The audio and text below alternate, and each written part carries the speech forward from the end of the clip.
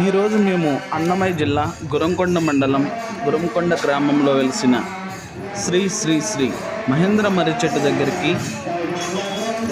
కోటి ఉత్తుల దీపోత్సవం సందర్భంగా మేము అక్కడికి వెళ్ళడం జరిగింది. అదిగో కనిపిస్తుంది కదా మా చిన్న పాప, తను చాలా బాగా టైర్డ్ అయిపోయిందన్నమాట. అలాగే ఇక్కడ కనిపిస్తుంది కదా కోటి ఉత్తుల దీపోత్సవం. అలాగే ఇక్కడ భజన జరుగుతుంది, చూసారుగా ఎంతమంది వచ్చారో. మేము అక్కడ వెళ్ళడం వల్ల మా మనసు ప్రశాంతంగా ఉంది.